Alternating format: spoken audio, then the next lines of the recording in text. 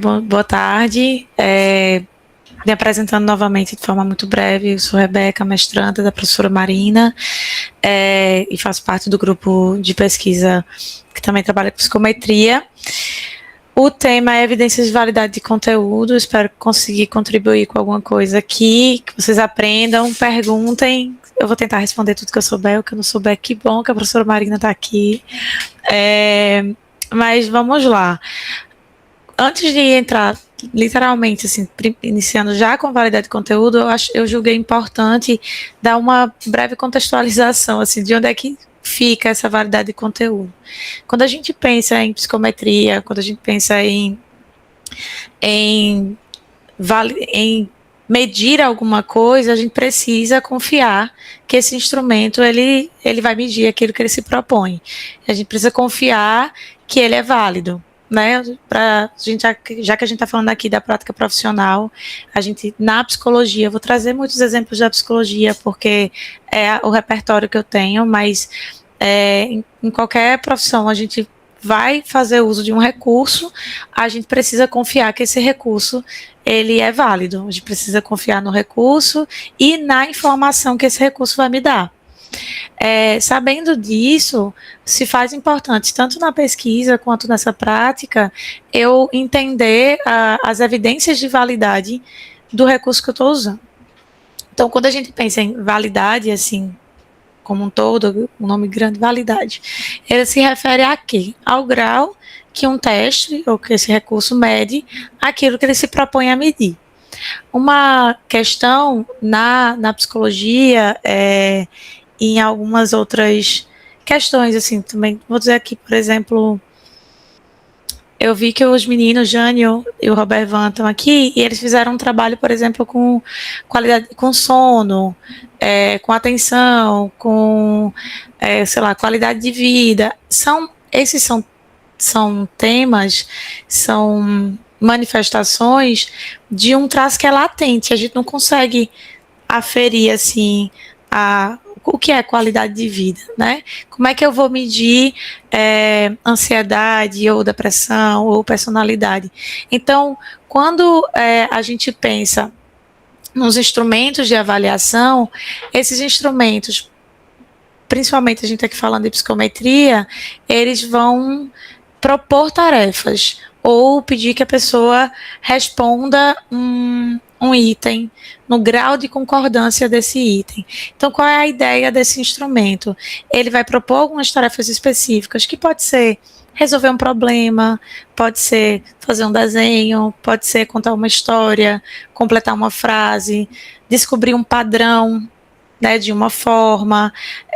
E essa tarefa, ela vai tentar, né, com a gente observando essa tarefa, a gente imagina que realizar essa tarefa seja a manifestação dessa característica que eu estou buscando, no caso dessa característica psicológica.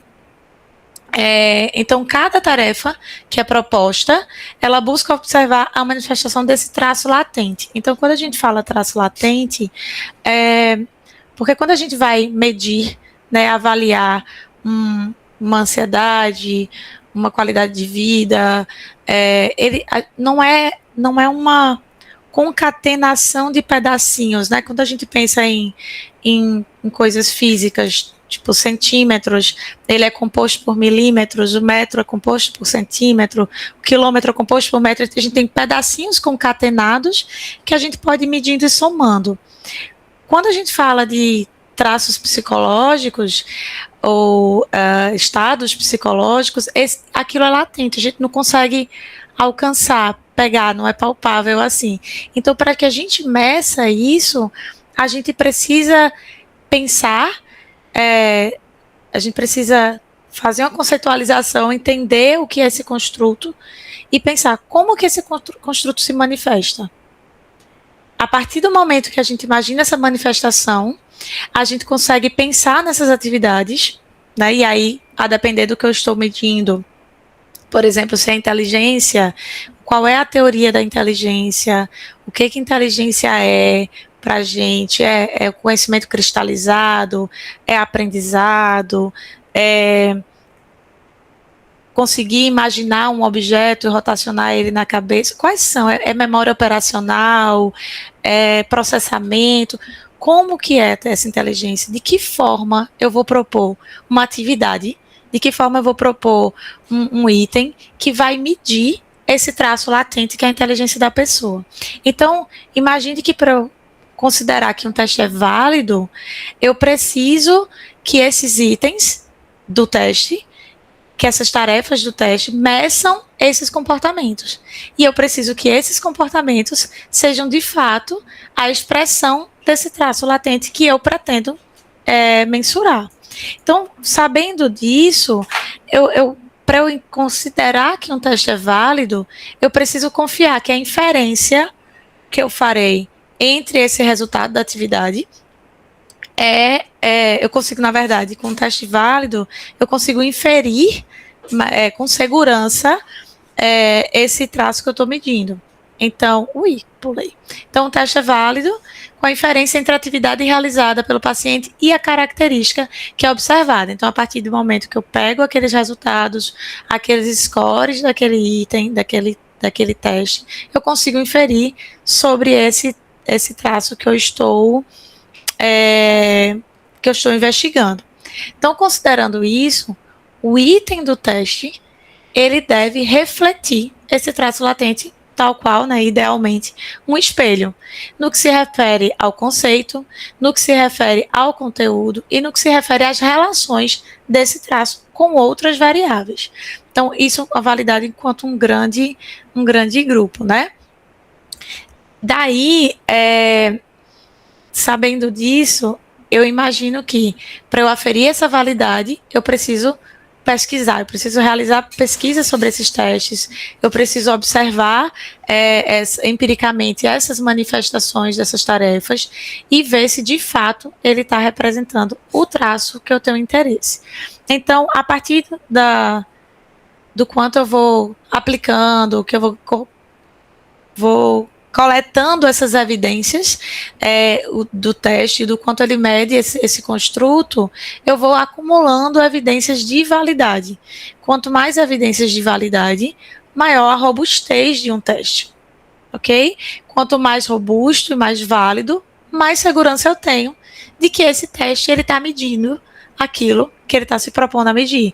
Mais segurança eu tenho de aplicar esse teste ou essa escala, ou esse teste no meu grupo de pesquisa. Se eu estou fazendo, imagino que eu estou fazendo uma intervenção, e daí eu faço primeiro um pré-teste, né, uma linha de base, aí eu faço a minha intervenção, vejo lá se, por exemplo, o mindfulness, a meditação ajuda com o manejo de estresse. Então, eu vou e aplico uma escala de estresse. Aí, tenho lá como que estão os scores de estresse dessa população. Aplico o mindfulness, a meditação, uma vez por semana, durante 3 meses. Depois eu aplico de novo essa mesma escala de estresse. E aí eu vou observar. Eu preciso confiar de que essa escala de estresse, ela está, de fato, medindo o nível de estresse da pessoa. E daí eu preciso pensar, o que é o estresse? Né? O estresse tem manifestações fisiológicas, né, um ataque cardíaco, quem sabe uma fadiga, um cansaço, uma dor muscular, tem manifestações cognitivas, um pensamento acelerado, uma preocupação, tem manifestações, por exemplo, na qualidade do sono. Quais são essas manifestações, né, que eu vou conseguir coletar e que vão estar representando o estresse desse sujeito? Porque o traço latente é o estresse.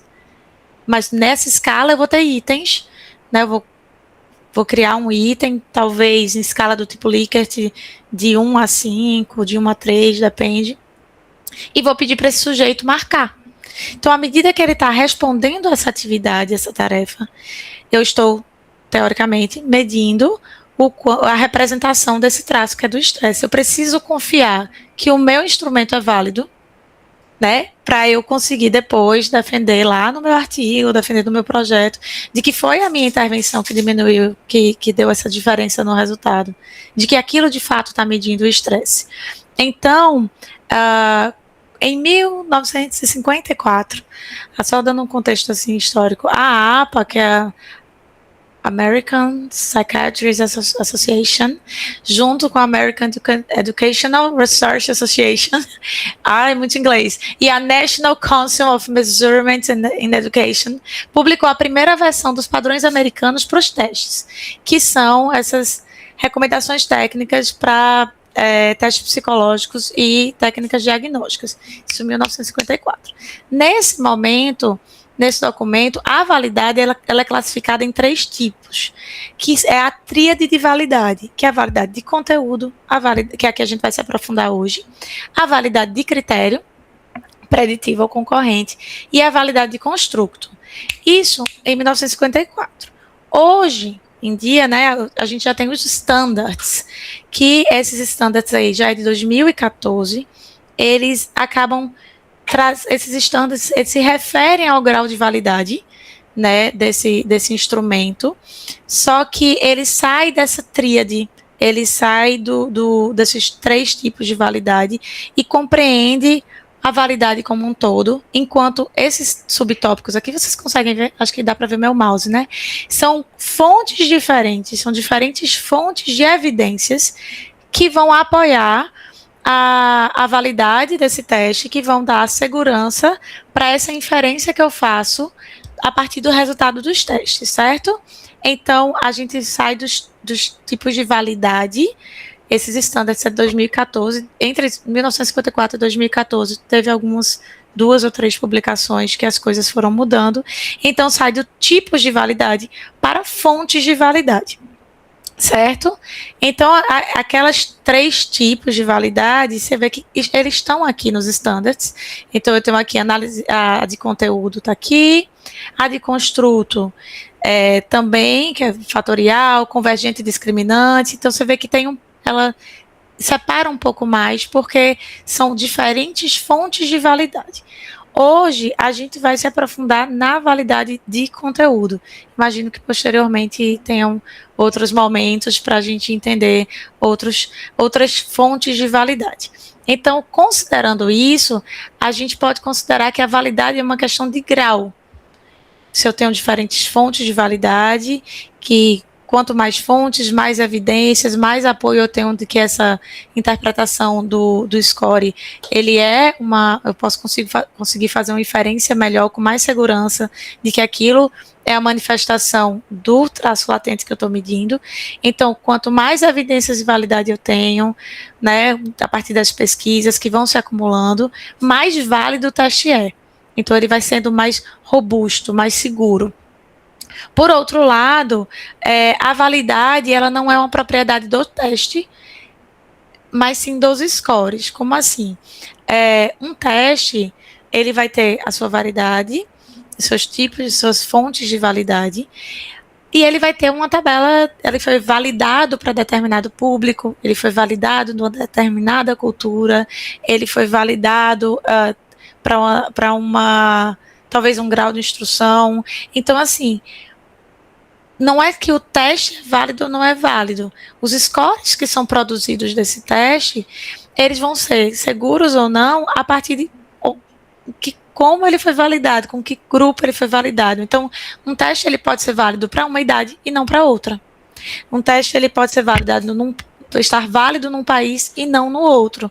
Então, a validade é uma propriedade dos scores, que esse teste, com que segurança eu consigo inferir a esses scores, com que segurança eu consigo dizer que esse score é consequência, ele mede de fato aquilo. Só que aí, durante o processo de validação, que eu acho que está no próximo coisa, o que é o processo de validação? Eu vou buscar dar evidências de validades que apoiem a adequação, o significado e a utilidade das decisões tomadas com base nessas inferências. Então, o processo de validação, se ele é feito numa cultura, numa determinada faixa etária, eu não posso aplicar numa cultura diferente sem ter feito todo o processo de adaptação desse teste para essa outra cultura.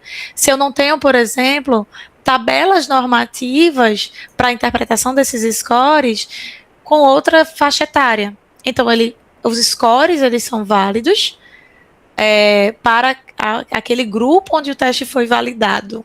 Eu acho que fica claro não podemos fazer perguntas agora, mas aí qualquer coisa vocês falam aí no final. Então, em resumo, o teste tem várias fontes de validade. Quanto mais validade eu tenho acumulada no decorrer dos estudos, mais segurança eu tenho para interpretar esses testes e dizer que assim, ele está refletindo esse traço latente, eu posso fazer uma inferência segura disso. E o teste ele pode estar válido para algum contexto e não para outro, justamente porque existe um processo de validação, um processo de normatização, para que eu compreenda o score. Porque um score sozinho, um número, né? Ah, tirou, né? Como se fosse uma nota. Tirou 30 em atenção. O que isso significa? Nada. Eu não sei, vai de quanto a quanto, quais são como é que está a distribuição normal, a tabela de normatização, qual é a idade desse sujeito. Se eu falar que foi 30 em atenção, eu, uma mulher de 36 anos, tirar 30 em atenção é diferente de uma mulher de 65. Se sabe que a atenção ela vai diminuindo no decorrer da idade. Então, esse mesmo score, ele é comparado em outro. Eu já vou voltar, porque senão eu vou longe. Eu já vou falar de normatização aqui. Mas numa tabela normativa diferente. Então, é importante entender o quanto eu consigo confiar, o quanto eu consigo interpretar e fazer essa inferência desse score. Então, eu preciso que ele esteja válido para essa população. Ok? Então, vindo para cá, vamos falar mais especificamente da validade de conteúdo. O que acontece? A validade de conteúdo, ela se refere ao quanto que o teste, ele pode ser uma amostra representativa dos comportamentos que são a expressão desse traço latente em questão. Ou seja, o quanto que os itens desse teste constituem uma amostra do universo de itens do construto. Vamos lá. Eu tenho aqui o construto estresse, que eu falei mais cedo. Eu preciso definir bem esse construto, teoricamente, eu preciso compreender bem conceitualmente o que é esse estresse, entender suas propriedades, entender a dimensão dele, para que eu consiga pensar como que esse construto se representaria comportamentalmente, como seria rastreável eu observar as manifestações desse estresse. Então, a gente pode pensar aqui no sono, nas características fisiológicas, em alguns traços cognitivos disso, né? E aí construir itens que busquem aferir esse construto. Então, aí vamos lá. Estou inventando aqui agora, por exemplo. Tenho sentido dificuldade para dormir porque fico pensando nos afazeres do dia seguinte. Por exemplo, nos compromissos do dia seguinte. De não concordo, absolutamente, até concordo totalmente. Então, isso pode ser um item, considerando o estresse, considerando que o estresse é contínuo, né, crônico, ele pode trazer algumas questões de saúde. Eu posso também pensar em quais são as questões de saúde que a literatura fala que o estresse causa, que o nível elevado de cortisol causa. Que tal eu medir isso? Então, eu preciso entender conceitualmente esse construto que eu estou querendo aferir, que eu estou querendo interpretar, para eu pensar em como ele é manifesto, para eu construir um item que reflitam isso, que seja uma amostra representativa desse universo de itens possíveis para esse construto. E daí a gente vai verificar se ele está de fato sendo representativo. Sabendo disso, a gente pode seguir para o exemplo de que, por exemplo, nós temos a teoria do Big Five, que é quando a gente pensa em personalidade.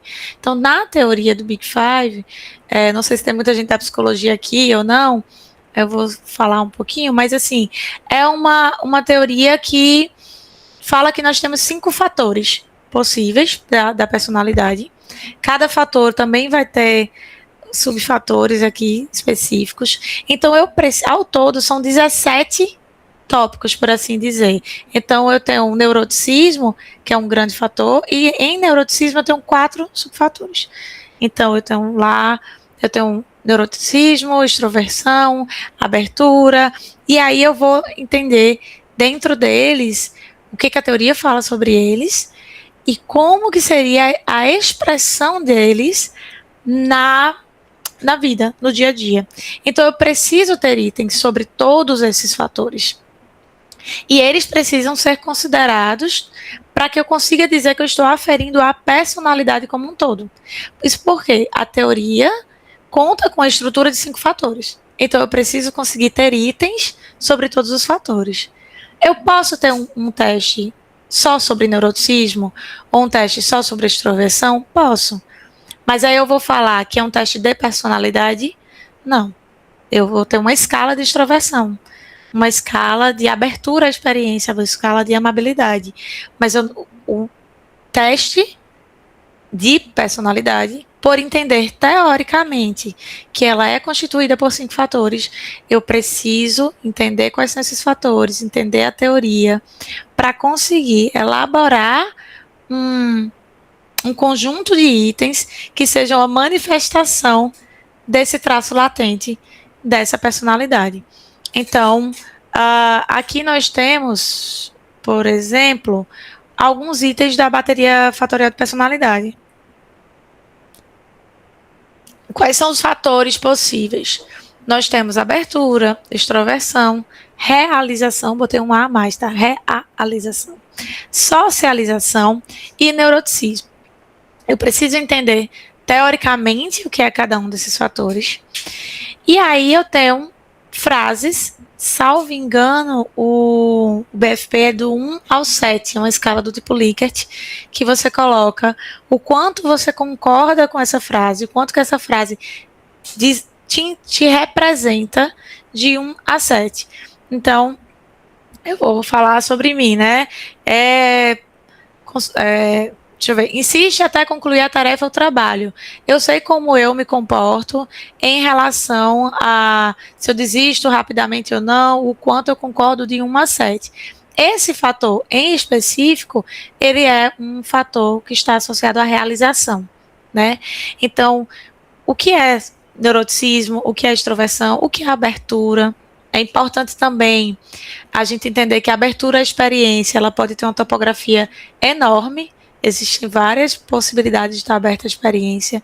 E aí eu gosto sempre de trazer o exemplo do bungee jump, né? Às vezes a pessoa pode ter muita abertura à experiência, mas não ser uma pessoa que pularia de bungee jump. Então é importante também que esse item ele seja representativo, mas que ele seja adequado em termos de magnitude para essa abertura à experiência, porque senão eu não vou conseguir, e aí já pega em outra parte, que é na fidedignidade, eu não vou conseguir separar uma pessoa que tem uma abertura à experiência média de uma pessoa que tem uma abertura baixa, uma pessoa que tem uma abertura extremamente alta. Se meu item for pular de bungee jump, eu vou separar quem tem uma abertura extremamente alta de quem não tem uma abertura extremamente alta. Então é importante também a gente ter itens que sejam adequados ali para a população no geral, para que a gente consiga inferir, na verdade, esse resultado desse score que a gente tem a partir do teste. Então, continuando, eu tenho aqui, tá tudo misturadinho, mas eu tenho esses 5 itens. É original e tem sempre novas ideias, é inventivo e criativo, é sociável e extrovertido, gera muito entusiasmo. Esses 5 não, perdão, 4. Esses 4 itens, eles estão associados ao mesmo fator aqui, que é o de extroversão, nesse caso. E aí, aqui eu já botei um exemplo da concordância de juízes, daqui a pouco eu comento sobre isso. Então, eu consigo resumir isso aqui dizendo que é preciso que seja feito um exame sistemático do construto que eu desejo avaliar, para que, né, eu consiga determinar o conteúdo que eu desejo testar e que ele esteja corretamente definido. Então, tendo em mente essa definição do construto, dessa compreensão do que eu estou querendo aferir, e quais são todos os aspectos que compõem esse traço latente, eu consigo representá-los em dessas várias camadas, que é o exemplo do Bang Jump. O Bang Jump pode ser uma super abertura à experiência, mas é um item lá em cima, então eu tenho alguns outros itens que eu preciso colocar aqui para abertura à experiência. Caso eu coloque o Bang Jump, eu posso ter 5, 6 itens só de abertura à experiência. E aí eu preciso também graduar em diferentes intensidades dessa abertura. Então, quando a gente pensa em validade de conteúdo, a gente tem duas coisas importantes, que é a análise semântica e a análise de juízes. Na análise semântica, a gente precisa verificar as instruções, verificar as escalas de resposta, né, se está do tipo Likert, se está como certo ou errado, sim ou não. Eu tenho que avaliar também se elas estão compreensíveis para a população-alvo, né? Então, para realizar a análise semântica, os próprios sujeitos, eles podem contribuir com os pesquisadores. Eles podem apontar falhas, gente, isso aqui é para ser um R, tá? Apontar falhas, e podem tirar suas dúvidas, fazer sugestões. Durante a construção de um recurso, durante a construção de uma escala ou de um teste, a gente precisa fazer análise semântica, porque eu posso fazer toda uma compreensão do que é esse traço latente, definir o construto, definir conceitualmente, criar todos esses itens, mas se eles não são compreensíveis para a população-alvo, eu tenho aqui um erro, né?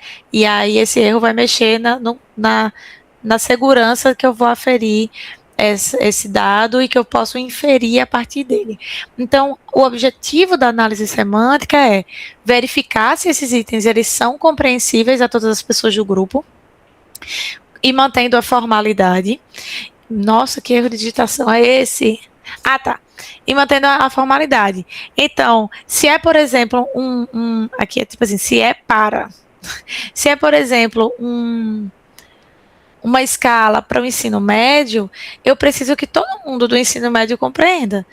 Dos alunos do primeiro ano, que são aqueles que acabaram de sair do ensino fundamental 2 e entraram no ensino médio, aos alunos do terceiro ano, que já são quase pré-vestibulandos, talvez estejam ali já saindo para entrar na universidade. Então, eu preciso que todo mundo desse meu universo compreendam as instruções, compreendam os itens que eu coloco e consigam responder. Para eu fazer uma análise semântica, então, eu preciso fazer uma aplicação desse instrumento, eu preciso fazer um teste piloto, por exemplo. Então, como que eu posso realizar essa análise semântica? Eu posso pegar esse conjunto de itens, né, esse teste, e aplicar em 2 grupos. Um grupo, nesse caso que eu estou falando de um ensino médio, o grupo ali da 7º e 8º ano, na verdade hoje em dia é 8º e 9º ano, né? Estou na época de 7ª e 8ª série. 8º e 9º ano, porque eu mantenho uma idade um pouquinho menor, uma escolaridade um pouquinho menor do que a população alta, mas também posso aplicar também com um grupo com extrato mais alto, por exemplo, nesse caso aqui, de formação, né? Pessoas, por exemplo, que estejam na universidade ou profissionais da área. E aí eu posso pedir que essas questões sejam lidas em voz alta, que o respondente ele explique o significado dos itens, né? Ou então eu posso entregar para eles o documento e pedir que eles respondam. E depois solicitar uma discussão assim para compreender as instruções dos itens, o apontamento de dúvidas, o recebimento de sugestões. É muito importante também que a gente faça instrumentos que consigam sobreviver ao tempo, né? Então, evitar o uso de alguns... é para adolescente, mas eu preciso manter a formalidade, eu não posso usar ali uma gíria. Gíria também, ela é muito volátil, né? Eu estou numa idade que eu não entendo mais as gírias atuais, só ouvi falar, não sei o que é farmar áurea, já perdi.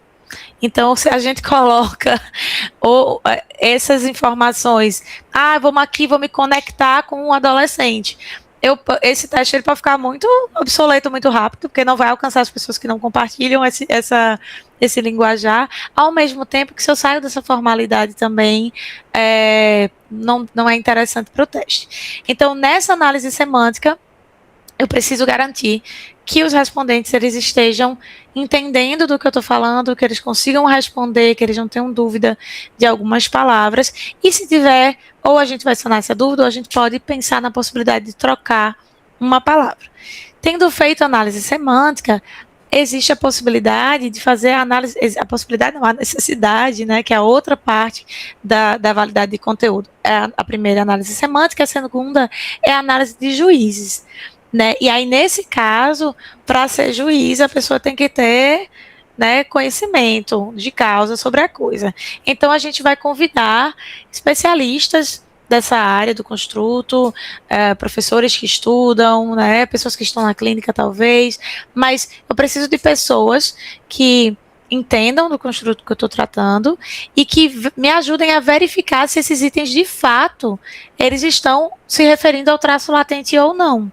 Então, se eu criei um instrumento, eu e minha dupla, eu e minha equipe criamos um instrumento, eu preciso colocar ele à prova se as pessoas que estudam esse traço, que estudam, né, teoricamente, concordam que esses itens, de fato, eles se referem a esse traço latente.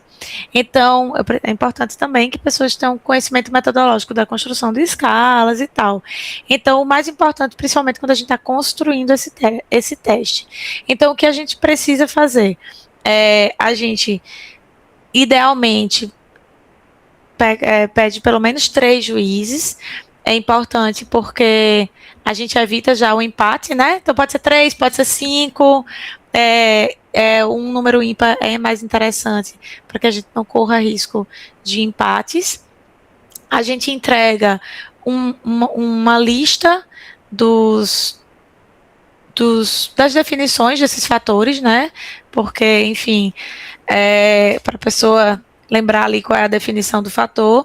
E aí a gente vai entregar uma lista dos critérios, né? De pertinente, a gente vai entregar uma lista dos itens e vai pedir para a pessoa, para o juiz, julgar o critério de pertinência, o critério de relevância e o critério de clareza desses itens. Ou seja, se o item é pertinente, é o quanto que ele representa de fato o construto de interesse, o quanto que vale, que faz sentido, que vale a pena, é pertinente colocar aquele item. Mas também a gente tem que saber se é relevante. Ele acha importante para a descrição do construto esse item, ele pode ser pertinente, mas não tão relevante. Então, ele é relevante. E se ele está claro, se ele está escrito, bem escrito, se a linguagem é acessível, se está compreensível, se está adequado. Então, o juiz, ele vai tentar, né, marcar lá, olha, eu acho que isso diz respeito a este fator e é pertinente 10, é relevante 9, mas eu acho que está claro 6. Não acho que está tão bem escrito, a linguagem não está tão compreensível, por exemplo. Então, a gente vai justamente, quando a gente pensa numa análise de juízes, verificar a concordância, né, o quanto que esses juízes concordam que esses itens que eu estou colocando, eles são adequados, que esses itens que eu estou colocando são pertinentes, são relevantes e são claros. Porque são pessoas que estão tendo acesso à definição dos fatores, são pessoas que trabalham na área, que estudam na área. Se não tem muita concordância, eu não vou ter muita validade. Porque a validade não é se ele mede aquilo que ele se propõe a medir. Então, as pessoas estão discordando que ele está medindo aquilo. As pessoas estão discordando o quanto é pertinente ou não. Não só pessoas, né? Os juízes, que são pessoas que estudam, que são referência na área. Então, como eu falei, peraí que eu vou tossir. Pronto. Como eu falei, então, os juízes, eles vão marcar, né, atribuir o fator não, perdão, o item ao fator que ele acha que está sendo, a partir do conhecimento da definição dos fatores, vão dar uma nota, né, de 0 a 10 no quão bem esse item representa o construto, que é a pertinência, no quão o juiz julga importante para a descrição do construto, que é a relevância, e o quão bem escrito, claro e compreensível e adequado esse item está, que é a clareza. Assim sendo, nós temos uma calculadora que é essa Kappa Calculator, que vai justamente fazer que vai me dar que é o índice de Kappa, né, que vai ter a ver com o índice de concordância, do quanto que esses juízes concordam que esse fator ele representa aquilo que ele se propõe a medir. E aí onde eu vou colocar aqui uma outra página, apresentar outra coisa, que é isso daqui. Veja bem, eu vou dar um zoom. Só um segundo. Pronto. Imagine que eu tenho aqui são quantos itens eu tenho. Eu tenho 15 itens, eu tenho 5 categorias, vamos imaginar que eu estou falando aqui de personalidade, né? Eu tenho 5 fatores e eu tenho 3 juízes. Daí, esses juízes, eles vão me dizer, eu vou mostrar aqui para ti, juízo. Eles vão me dizer o seguinte, o quanto, em relação a qual fator eu acho que esse item representa. Então, por exemplo, é sociável ou extrovertido? Eu tenho 5 juízes. O juiz 1, 3, 4 e 5 acreditam que esse fator, que esse item é sociável ou extrovertido. Só que o juiz 2 acha que é mais para socialização. Então, aqui, eu colocaria nesse, digamos que é o item 1, que extroversão é qual categoria? Deixa eu só ver aqui. Extroversão é 2, socialização é 4. Então, 4 juízes disseram que é extroversão, mas um disse que é socialização. E aí a gente vai dizer assim, o item 2, 3 juízes acharam que era 2 juízes acharam que era outro. O item 3, os 5 juízes concordaram que era a categoria 5. Então, a gente vai preenchendo essa tabela aqui, a depender do quanto que eles concordaram, né? Aqui tá bem ruim, eles discordaram muito. Deixa eu ver aqui, deixa eu botar um 0 aqui. Tá faltando o quê? E sempre, percebam que aqui na linha, sempre tem que dar 5. Eu tenho 5 juízes, né? Então, aqui eu tenho 3. Vamos botar 3. Vou botar que todo mundo concordou que aqui é 5. Sempre tem que ter 5 juízes. Percebam que eu tenho... Aqui é o número de fatores. E aqui é quantos juízes atribuíram a esse fator. Porque ele não está todo montadinho. E aí ele vai dar um resultado. Que vai ser esse índice de Kappa. Eu gostaria muito de entender por que não tem tudo 5. Peraí, 3, 2, 5, 3, 2, 5, 5, 5. Não estou achando. Mas eu vou voltar pro slide que tem. Então, só um segundo, que eu fiz um exemplo e já deixei no slide o exemplo. Então, nesse caso aqui, desse exemplo, eu tinha... Vou dar até um zoomzinho. Eu tinha 3 categorias. Por exemplo, o DAS 21, ele mede ansiedade, depressão e estresse. E eu tenho lá um item e eu quero que o juiz me diga se ele se refere à ansiedade, à depressão ou ao estresse. E aí eu coloquei aqui eu inventei o que os juízes atribuíram. E aí eu tenho, aqui nesse caso, ele deu uma 0,4. É bem baixo. Inclusive, as referências para essa calculadora de Kappa, aqui até 0,4, são ruins. Perceba que nesse próximo slide, os juízes já concordaram mais, né? Teve mais concordância aqui de juízes, mas os juízes concordaram 3, 3, e aí aqui está 0,67. 0,4 são ruins, de 0,4 a 0,75 é o intermediário a bom, e índices maiores do que 0,75 são índices excelentes. Se eu vier aqui e mostrar para vocês, eu vou abrir de novo a calculadora. Vou aqui. Vamos colocar que só são 5 itens, 3 categorias. Eita, 53 categorias não. 3 categorias e 3 juízes. Se eu colocar aqui 3, vamos ver que todo mundo concorda, tá, gente? Só para ser mais rapidinho. 3. Eu tenho aqui, ó, obviamente eu vou ter que todo mundo concordou em tudo. Eu tenho 100% de concordância, o índice de capa é 1. Mas aqui, se eu tiver um 2 e um 1, já baixou para 0,80. Veja que eu tenho poucos itens, né? E aí vai ter um impacto muito grande nessa discordância mínima aqui que um colocou. Vou botar outra discordância aqui. Aí já baixou para 0,6, 0,55, 73% de concordância.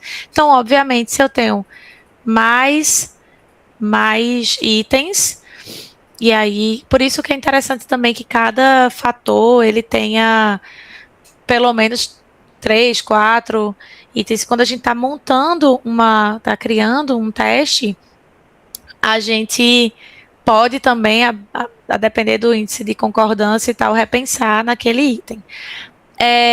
Considerando ainda a análise de juízes, eu vou vir para cá, antes de voltar para o slide, e mostrar que esse juiz aqui que recebeu esses itens, ele não só vai atribuir a qual,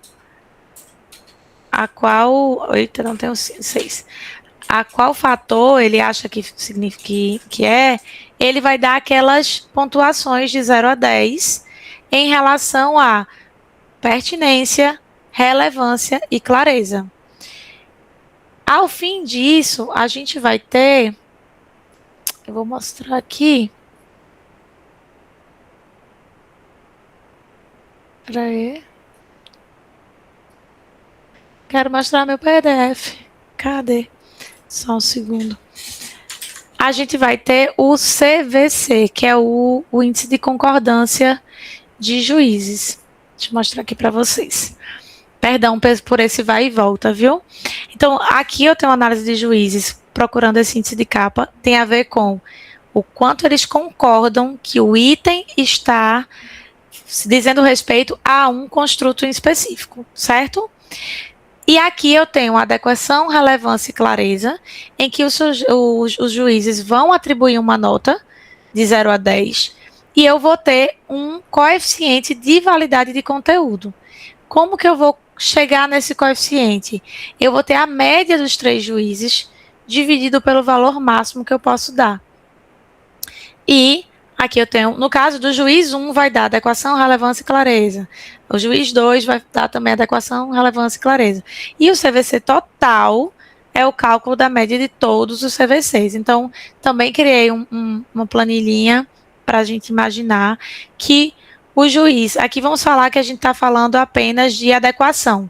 O juiz 1 deu 8, o 2 deu 10, o 3 deu 9. Então, a média é 9, que é a soma de todos os valores dividido por 3, né? E o CVCI é a média dividida pela pontuação total, a pontuação máxima, que é 10. E a gente chega ao CVC total, que é a média total aqui. Então, como eu mostrei lá naquele Excel, a gente tem, quando passa pela análise de juízes, esse pedido para ele. Por favor, diga aí, em relação a qual construto você acha que isso aqui está sendo. Me pontue, por favor, de 0 a 10, a pertinência, a relevância e a clareza. E pode fazer sugestões também, algumas colocações. Por quê? É com a colocação desses juízes que a gente consegue ter esse índice de concordância do CVC, que é o coeficiente de validade de conteúdo, a partir da análise de juízes. Então, vai fazer toda essa continha Porque se esses juízes são pessoas que estudam esse item, que estudam esse fator, que estudam essa área, quanto mais eles concordam, mais validade de conteúdo esse instrumento tem. E aí o que é validade de conteúdo? É o quanto que esses itens, eles refletem a manifestação desse traço latente. Então, quanto mais eles concordam, mais validade de conteúdo eu tenho, melhor foi elaborado esse item. A referência que eu usei para hoje, para construir esses slides, foi o livro de psicometria de Rutz e Bandeira, também psicometria de Pasquale e um manual, eu acho que é de testes de avaliação psicológica, da Casa do Psicólogo. Acho que eu falei rápido, são 3 e 3, eu já falei horrores, mas eu acho que agora a gente abre para observações, perguntas e tal.